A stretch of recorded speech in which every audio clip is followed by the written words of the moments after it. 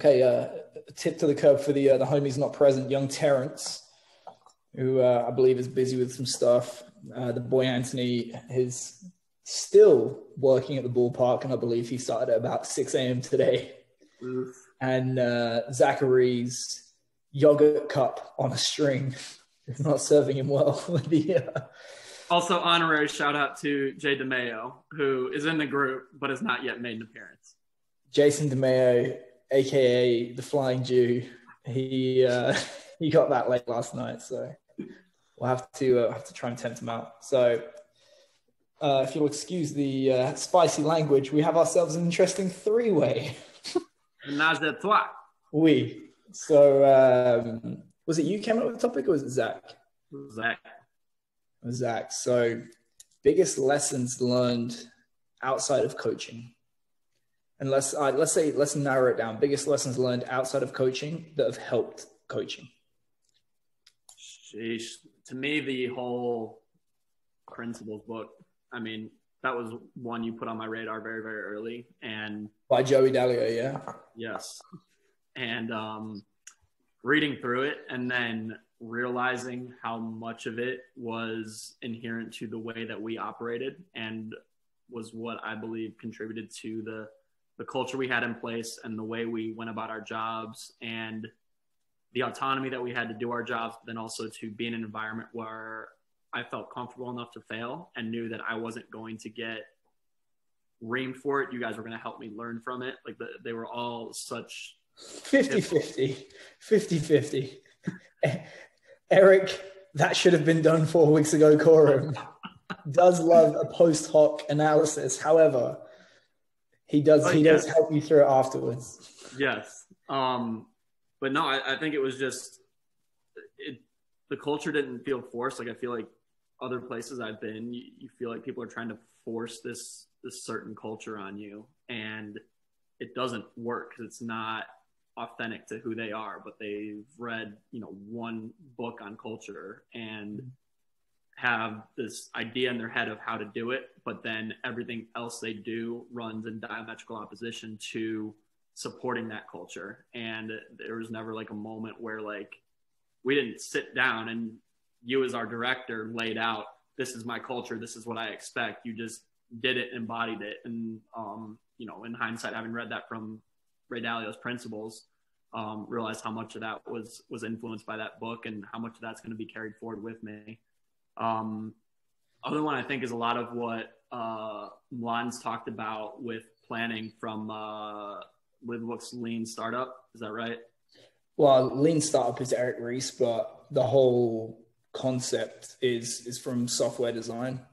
So yeah, is it sprinting and something else? Release. Yeah, sprint release. But just as far as like conceptually how to approach programming and having, being able to put together this minimum viable product that's very, very serviceable. And as you figure out what's in front of you and how it needs to be tweaked for the athletes that you're working with, I think that kind of framework for approaching the programming aspect of the job has been very influential in looking at it as, I don't have to go in day one to a sport that I've never trained in my life and have the picturesque, perfect, quote unquote, sports specific training program ready for them. Just got to make sure we touch a little bit of everything and kind of identify what's going on with the athletes that I'm working with, and then iterate from there as I figure out what their strengths are, what their deficiencies are, and what needs to be addressed as it pertains to the demand of the sport. So here's one for you, right? I'm writing the problem solving module for the long form course for Strength Coach Network. So there are a couple of modules where I thought what I've tried to do is try to be hands off and get the best people I thought I could for each of the modules, but I ended up doing the problem solving module and putting like a lot of Nassim Taleb stuff and all that kind of stuff. But rereading today, Anti-Fragile, if you want to see like the power of tweaking and just going where success kind of lies. Tiffany & Co, the jewelers, they started out, Tiffany & Co, the diamond jewelry company, they started out as a stationary company. And the company that makes Teflon started out making gunpowder and explosives in colonial USA. So it just goes to show you, like, changing what you're doing and just like following success. That's pretty crazy. You can get from like one point to the next with that. Yeah, I mean, you look at like Google, and I remember when that website first came out, and it's weird, like flashbulb moment in my past, but I remember my dad showing it to me and me showing it to my fourth grade teacher, and it was literally just a search engine to find stuff on the internet. And now you look at how they've expanded. They've got storage, they've got versions of office products, they've got email, they've got maps, they've got it's such a bigger piece than what it was, but it all started because they had this very minimum viable and serviceable product that people could use. And from started out as a project for a PhD. That's right. Yeah, at Stanford. So it's yeah, I would say that whole kind of line of thinking and looking at how we do the job has been also very heavily influential on me since I really got into planning and looking at how to do it, with more of not feeling like I have to be perfect right away, just get to a point where it's functional and it's serviceable. And then I have the ability to iterate from there. It's a slippery slope if you're a fast riser in S&C, you probably get there by being a perfectionist. So, but it's like my first mentor, he said like your biggest strength always ends up becoming your biggest weakness. So you being like detail oriented and wanting to have the perfect model, you end up beating yourself up and think, fuck, it has to be this good. But in reality, it's like you just have to be better than the previous guy before you. And thankfully, there are a lot of morons in S&C. This is true. Yeah. JJ, what about you, brother? I mean, definitely principle stands out, but then probably along with that would be in terms of like thinking, like Shane Parrish with his mental models. That first book is... What kills me about that podcast is he says about like a Canadian. He always says about. And now you've ruined it for me too. And Leo. Yeah. So yeah, just like more thinking about how you think and trying to improve that. And then, I mean, obviously Nassim Taleb stands out as well. And then probably 0 to 1, which you pushed me into probably towards the end of when I was coaching. And actually, was that with us or when you were at the school? When I was at school, I think that's when it was like sort of, it was probably towards, it was a few months out from when I then left. But that book essentially pushes finding innovation. So obviously moving from 0 to 1. And then I was actually looking at what we're doing at school, and it's like, okay, that's the same as everybody else. So let's not worry about that. I think it's tough with that because, when you try and ask the question, like, what do you know to be true that 99% of people disagree with you? It's very, very tough to answer that because you're trying to elicit adaptations from the same biological system as everyone else. So unless the rules are drastically different for your athletes compared to athletes at another institution, it really is marginal gain. And that's why it's quite a demoralizing thing to realize as a coach that really you're not doing anything innovative whatsoever. The most talented athletes in the world with the best environment, the best coaching, all that kind of stuff, 10% improvement, like track sprinters. Usain Bolt probably got 1 second faster from his mid-teens to world record. It's really not that like groundbreaking and innovative. And to like touch on the Nassim Taleb thing, it's like you live in, is it Mediocristan, where there's like that normal bell curve distribution. You're not going to be 10x better than the next guy.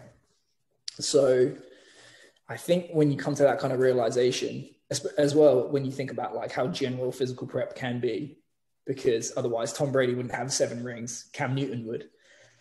When you come to that realization, you're like, fuck, actually what I do is not that important. But in a way, it drives you to take off the S&C hat and try and be like a performance coach. Because I put it in the video the other day, when you think about the most like groundbreaking advances in sports performance, normally are like technological or trying to get around the rules and stuff like that. But somebody has to come up with those innovations. So then I think it kind of expands your horizons a little bit, and come up with steroids. Because, mate, steroids were legal until they weren't. That's true. Do you think it's harder to find that innovation within things like probably team sports generally? So you think of like swimming, you've got, they had those different swimsuits on, didn't they? And then they got banned. You think of F1, it's the, The nature of the innovation probably changes, because when I think I wrote before, like with track and field, or the fewer ways there are to win, the less tactical, technical comes into it, and the more physical comes into it. So track and field is run fast, turn left. MMA, there's 100 ways to lose, and there's 100 ways to win. And obviously, I think when you open yourself up to all those different avenues of ways to win, you give yourself more opportunities to innovate that won't necessarily be physical. They'll be tactical, technical. So like the one that always springs to mind is Italy. Remember, there was a couple of years where they just chose not to compete at the line out with England. So they didn't form the ruck, they didn't form the maul. Scott, this means they can basically cheat and stand offside, right?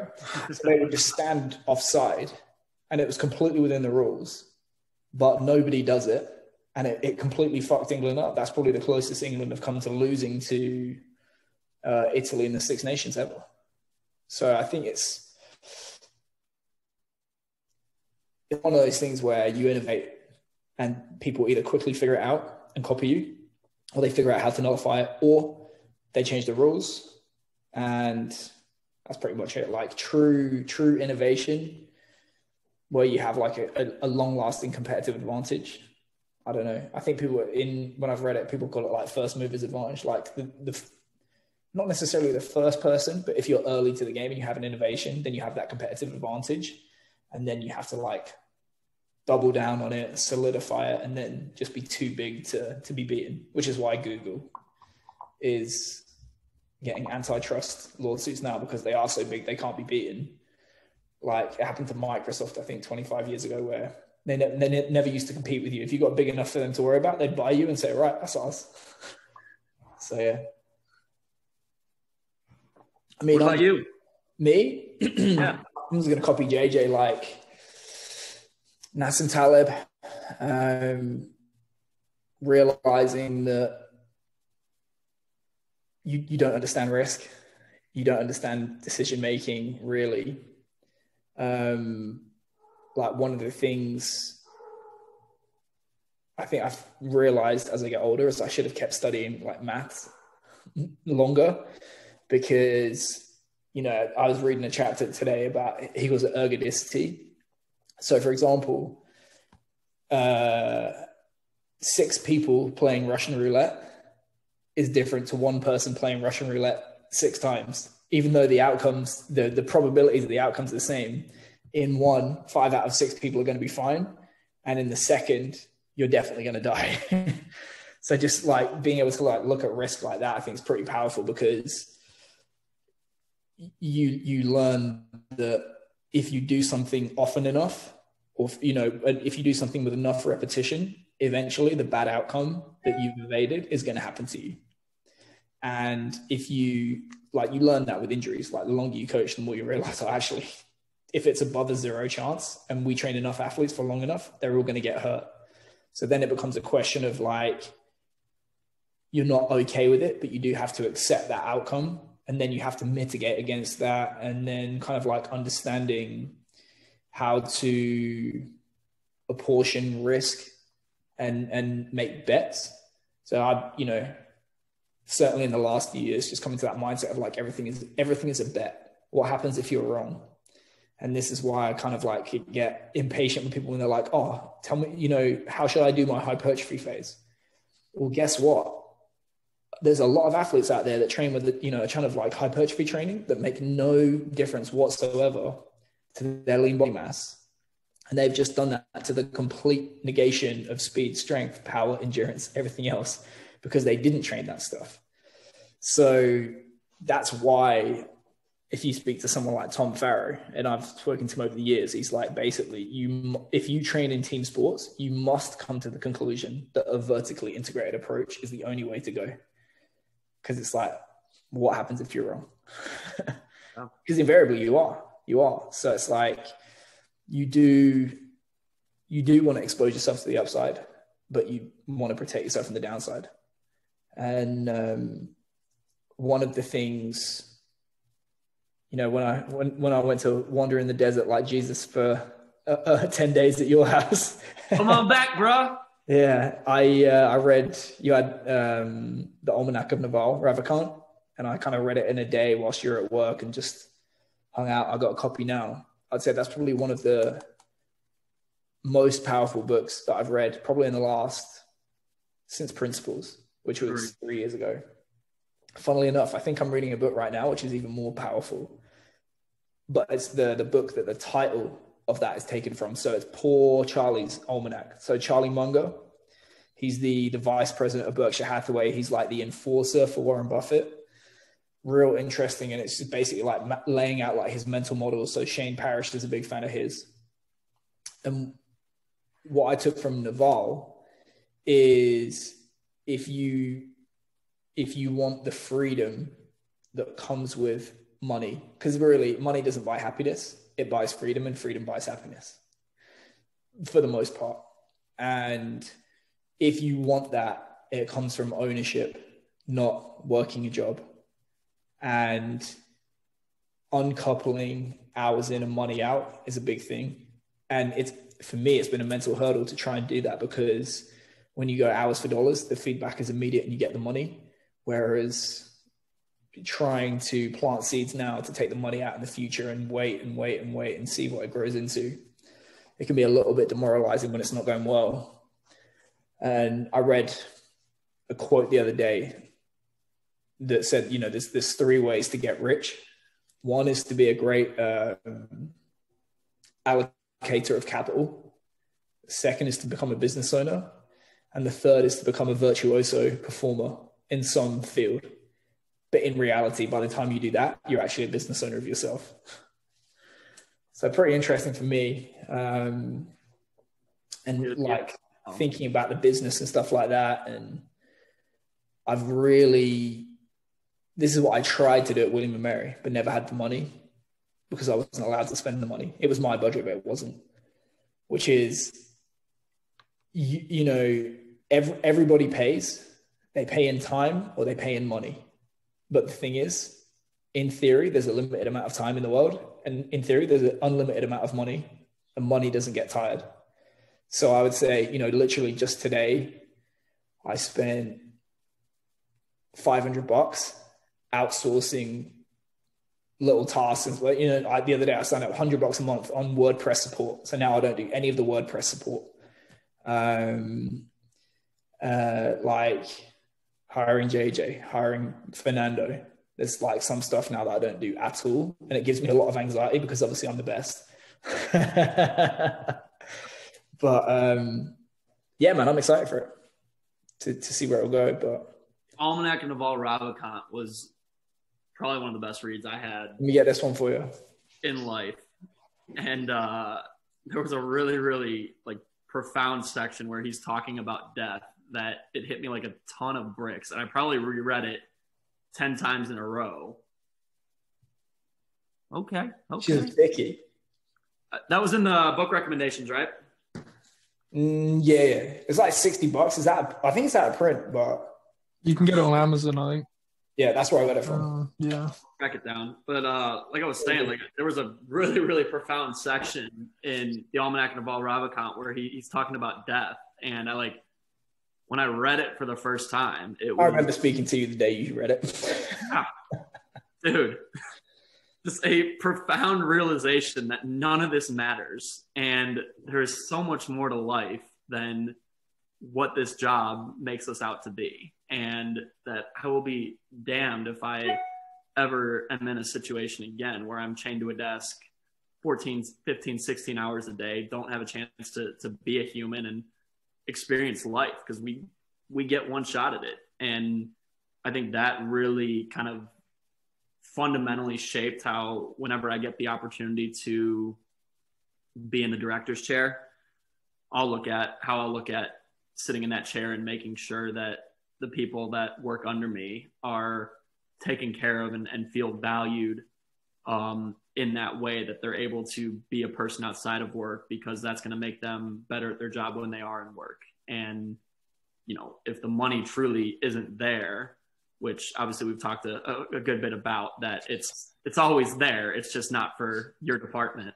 But, you know, okay, so if we can get the money into that department, then I'm not going to take up more of their time than is necessary to do the job, so they can get out and they can find other ways to generate money for themselves, whether it's investing and being a gambling degenerate like I am right now with my big old meme stock. How much is that up? It's sitting at like 14 right now. It's been climbing steadily the last week or so. So it's getting back to my entry point, and hopefully prime for a nice little trip to the moon here soon. But, you know, don't say the money's not there and then turn around and ask them to work a 14-hour day, because you're only further devaluing them as a person, not leaving them with time to find ways to create things that generate them money while they are working at that job with you. So did I tell you about the time where the athletic director's chief of staff asked me for my strategic plan? Did I tell you that? Oh yeah, you sent it to me. Oh yeah, well I sent it to her. I never got a reply. She was gone about 2 weeks later. But I mean, that was one of the big things that I pushed in there. I actually wrote down, I was like, if the money isn't there, we need to be a 10 out of 10 at everything that has nothing to do with money. And that's what I'm getting out of my new role now, is I'm not chained to a desk. I work 7 to 8 hours a day, maybe 9 at most, but I have plenty of downtime baked in to where I can focus on other projects for the long term. I can go out and get a walk outside. I can come home early like I did today and go take a nap at the pool and just relax and unwind and get 8 hours of sleep a night. And I've never done better. Your ways. I woke up 3 times last night at like 1, 4, and 5:30. Was that Anderson influence though? Oh yeah. I mean, one of them was not his fault, because, you know, we got the freight train line, 20, 30 meters from the door, and they decided to go past at 1 a.m. and put the horn on. Oof. Yeah. It's bullshit. Yeah. I thought kids love trains.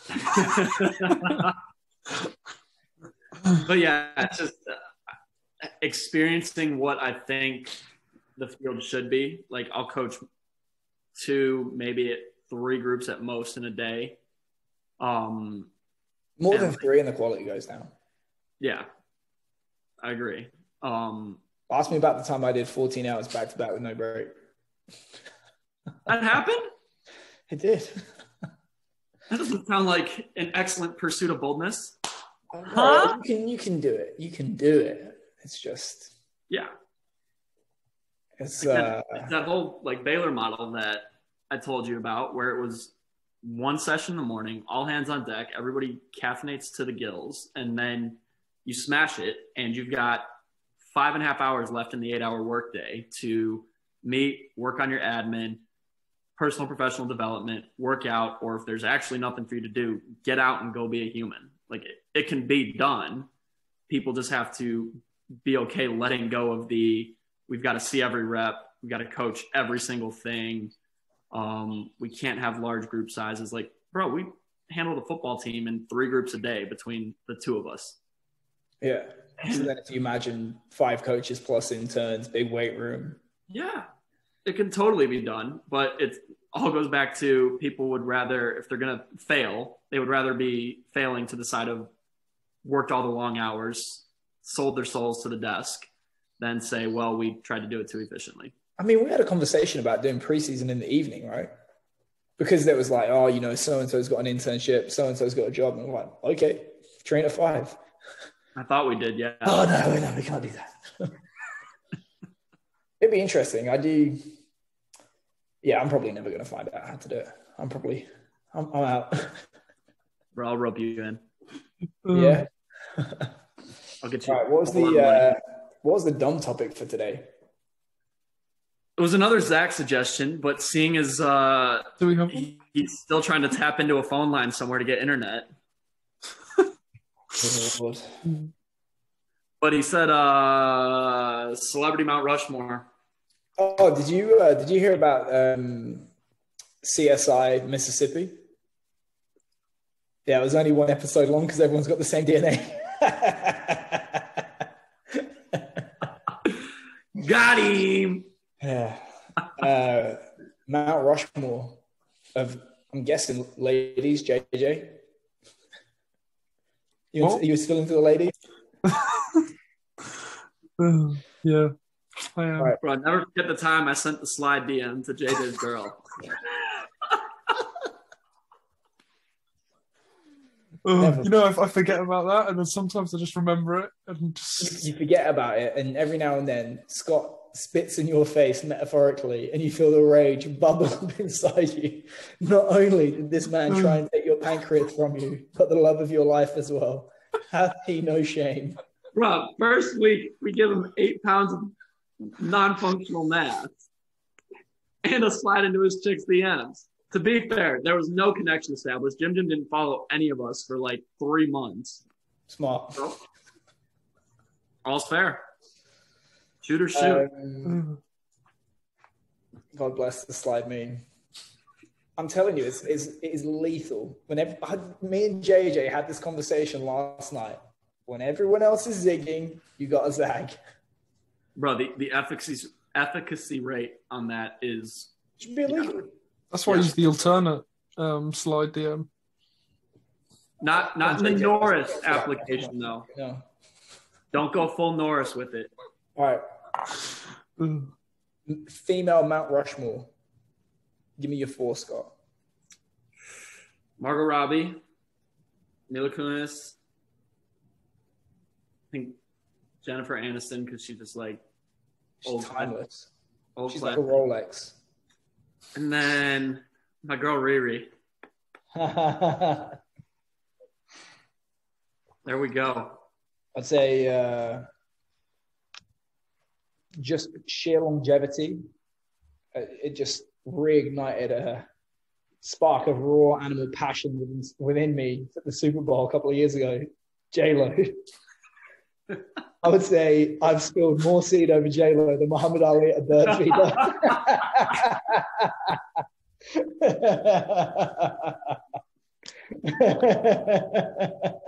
Leave that one in, JJ. Sorry to Who else? Besides J-Lo, let me think. I don't want to copy Mila Kunis. Bro, you can copy all you want. Let me think. Adriana Lima. Victoria's Secret model. Can I just say, off topic real quick, I'm surprised you didn't go for any plus size. Anyway, back to mine. We know the resumes here. Jennifer Aniston, another classic, but I don't want to copy you. Bruh, jump on the bandwagon. Nah. So, I mean, I got to mix it up racially, obviously. Man. Let me come back to you with 2. JJ. You say your girlfriend's name, you're getting kicked off this chat. Don't be such a virgin, JJ. Gal Gadot would be one. Shabbat Shalom. I don't want to copy Scott. Margot Robbie's almost too attractive. Do you know what I mean? No. I like it. No. You know how you got those Japanese vases where they like break them and they put them together with like gold in the cracks. It's just a little flaw. Thought you were gonna go Jessica Alba for a second. I feel like she's flash in the pan. You know, she's like a billionaire now. Is she? She's a billionaire. I'm pretty sure she is. Because she started some company related to like like products and mothers. Fairly sure she's a billionaire. Good for her. Oh, Riri's worth a packet though. You know, Rihanna's like one of the most wealthy musicians in the world now. She's due to drop an album here soon. Right, she's going to drop an album almost as long as Dr. Dre. It's bullshit. Number one. You know what? If we go full circle, that is one thing that I realized is the thing that gets you through the door isn't necessarily going to be the thing that makes you the money. So you have to be content to like put it to bed. Because if you look at where people make the bulk of their money and what they're known for, like Joe Rogan isn't a comedian, he's a broadcaster. Michael Jordan wasn't a basketball player, he sells shoes. You know, Oprah isn't a TV presenter, she's like a media mogul bookseller. That's been one thing for me. It's like trying to put it to bed a little bit, like, oh, I don't have to be like on the floor coaching. That was a big anxiety I had when I left on the floor coaching, that I would lose all credibility. And I'm sure some people do think that, but fuck them. Elle McPherson, you're welcome. I don't know who that is. What? You know, in Friends, Joey goes out with the Australian bird. Never watched Friends. Fucking hell, JJ, come on. Fire him on stage. Step into my office, JJ. Do you want to know something about Friends? What about Friends? It's just not that funny. No, it's not. But it's, you know how they talk about in The Hangover 2, where they give sick children and old people just mushy white rice and water? It's the mental version of that. It's just, you have a hangover, E4, Friends. Just absorb an entire... E4, there is a throwback. Yeah, go to bed and ignore the anxiety as you contemplate the oblivion of death. And on that note, buy Team Builder. Gang, gang. Gang, gang. Cheers, guys.